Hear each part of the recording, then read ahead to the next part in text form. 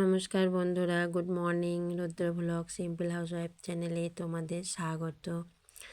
এই দেখো, প্রত্যেক দিনের মতো টিপটা আমি এখানে রেখে দিয়েছি আর এখন কপালে লাগিয়ে নিলাম। আমার মতো তোমরা কেউ কি এরকম করো? একটা টিপকেও এত যত্ন করে রাখো? যদি এরকম আমার মতো যত্ন করে রেখে থাকো তাহলে কমেন্ট করো, হ্যাঁ। আর দেখো, সিঁদুর ঠেকানোর সময় আমি প্রথমে কিন্তু নোয়াতে আর শাখাতে দিলাম, তারপর কপালে ঠেকিয়ে কণ্ঠে ঠেকিয়ে তারপর কাপড়ের খোঁটে দিলাম, হ্যাঁ। তো এভাবে করে কিন্তু আমি সিঁদুর ঠেকাই। আর এইদিকে দেখো, আমার নাকে কিন্তু একটুখানি সিঁদুর পড়েছে, দেখেছ? এই যে নাকে একটুখানি সিঁদুর পড়েছে। তো অনেকে বলে নাকে সিঁদুর পড়লে নাকি ভালোবাসা বাড়ে।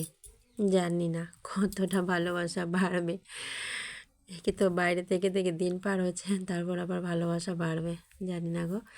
তো চলো, এখন হচ্ছে বাইরে থাকাই বলো আর একা একা থাকাই বলো, একা একা থেকে তো দিনগুলো পার হচ্ছে। তো এখন হচ্ছে কাপড়টা মেলে দিয়ে আসি ওপরে। আর এই সিঁড়িগুলো যেন প্লাস্টার হয়নি, তো তো এই শাড়িটা একটু লাগছে, অনেক কষ্ট হয়ে গো এইভাবে ভিডিও বানাতে। তবুও কিন্তু আনন্দ করে ভিডিওগুলো বানিয়েছি। তো কষ্ট হলেও ইচ্ছেটা হচ্ছে বড় কথা, না?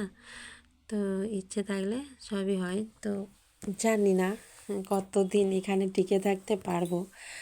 আসলে অনেকে তো অনেক রকম ভিডিও দেয়, তাদের সুন্দর সুন্দর ভিডিও ছেড়ে গিয়ে কেউ আমার এইরকম ভিডিও কেউ দেখবে, কিন্তু জানি না কি করব। আমার এইগুলো ছাড়া মানে সেরকমভাবে কিছু জানি না, যেহেতু যতটুকুন শিখেছি সেটাতেই আমি কিন্তু শুরু করেছি। আর আমার দৈনন্দিন জীবনে যে ঘটনাগুলো, যে কাজ টাজ হচ্ছে বা যেগুলো জীবনে ঘটছে, সেগুলোই আমি তোমাদের কাছে একটু একটু করে দিচ্ছি তুলে। আর বান্দর আসার ভয়ে বারবার এই দিকটায় দেখছি যে বান্দর এসেছে কি না। তো হলুদের ডিব্বাতে হলুদ শেষ হয়ে গেছিলো বলে একটু হলুদ ঢেলে নিলাম। আর জানো, কদিন থেকে ওষুধ শেষ হয়েছিল, তো আবার যে ওষুধগুলো এনেছিলাম সেই ওষুধগুলোই খাওয়া শুরু করেছিলাম। তো সেই ওষুধগুলো খেয়ে শরীরটা যেন একদমই ভালো লাগছে না, আরও অসুস্থতা লাগছিল। আর রাতে ঘুম হচ্ছিল না, মাথা ঘুরছিল, আর কোনো কিছু খাওয়াতে ইন্টারেস্ট নেই, বুঝলে? তো এই জন্য এখন আমি রান্না করার সময় এটাই ভাবছি, কী রান্না করব, কী রান্না করব, এরকম একটা হচ্ছে যেন। সবজি থাকতেও মানে ভেতর থেকে মনে হচ্ছে যেন না, এটা খাবো না, ওটা খাবো না, ভাল লাগে না, হ্যাঁ না, এরকম ধরনের ব্যাপার হয়ে যাচ্ছে। তো কী আর করব, কিছু তো রান্না করতে হবে। তার জন্য ভাবলাম আলু সেদ্ধ করে মাখিয়ে নেব আর একটু টমেটো আলু দিয়ে টক বানাবো। মাছ আছে একটু। তো চলো আমি টকটাই বানিয়ে নিই, এই দিয়েই আজকে কিন্তু দুপুরে খাওয়াটা শেষ করব। যেহেতু কিছু রান্না করতেও ভালো লাগছে না আর খেতেও ভালো লাগছে না। যে ওষুধগুলো দিয়েছে সেই ওষুধগুলো 2 দিন খেয়েছি, খেয়ে বন্ধ রেখে দিয়েছি, পারছি না খেতে, মানে শ্যুট করছে না মনে হচ্ছে আমাকে। ওষুধগুলো খেয়ে যদি অসুস্থই লাগে তাহলে সেই ওষুধ আমি খেয়ে কী করবো বলো? তো যার জন্য কিন্তু খাইনি। আর এখন আমি টকটা বানাবো। আগে তোমরা আমার ভিডিওতে দেখে থাকবে টক বানানো। তো আজকে টমেটো দিয়ে আলু দিয়ে মাছটা টক বানাবো। আগের মতোই করে মশলা করে রেখেছি। একটা সময় যেন টক বানাতে জানতাম না, তখন যদি একবারের বেশি দুবার জিজ্ঞাসা করতাম তাহলে কিন্তু মানে একটু মেজাজই দিত আর কি। তো যাই হোক, হয়তো বলতো বারবার শেখাবো না, বারবার বলবো না, একবার দেখে শিখে নাও, এরকম একটা ব্যাপার ছিল।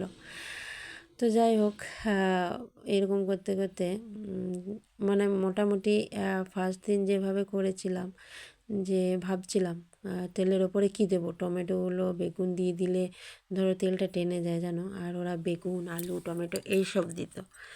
তো যাই হোক, একটু একটু করে এগুলো দিয়ে তারপর হচ্ছে মশলাটা দিতাম, এগুলো কষা হয়ে গেলে মশলা দিতাম। আমরা জানো টকের মধ্যে একটুখানি তেঁতুল দিতে, একটুখানি তেঁতুল দিলে টেস্টটা খুব ভালো হতো। আর সেটা কিন্তু আমরা জানতাম না। কী করে জানবো? আমাদেরকে তো দেখাতো না আর বলতোও না। খেতে ভালো না হলে সেটা বলতো, কিন্তু নিজেরা যেটা দিত সেটা কিন্তু বলতোই না যে এটা দিই, একটুখানি দিলে খেতে ভালো লাগে, এটাও কিন্তু বলতো না। তো যাই হোক, সেই দিনগুলো পেরিয়ে গেছে, অনেক কষ্ট করেই পেরিয়েছে। আর এখন নিজের মতো করে রান্না করি, খাই। মাঝে মধ্যে ভালো হয়, মাঝে মধ্যে খারাপ হয়। কেউ তো কিছু বলার নেই। খারাপ হলে যতটুকুন পারি খাই, তারপর নষ্ট যায়। আর ভালো হলেও তাই, খেতে পারলে খাই, না তো নষ্ট যায়। কারণ একা আর কতটা খাবো? এগুলো খাওয়া তো এমনিতে এখন বারণ হয়েছে, তখন খেতে পেতাম, কিন্তু খাবার ছিল না। এরকমটা সবারই জীবনেই হয়, তাই না? তো চলো, টকটা তো আমার বানানো হয়ে গেছে, এখন মাছগুলো দিয়ে দেবো, তারপর হচ্ছে খাবারটা খেয়ে নেবো। আর আজকে এখানেই এন্ড করছি।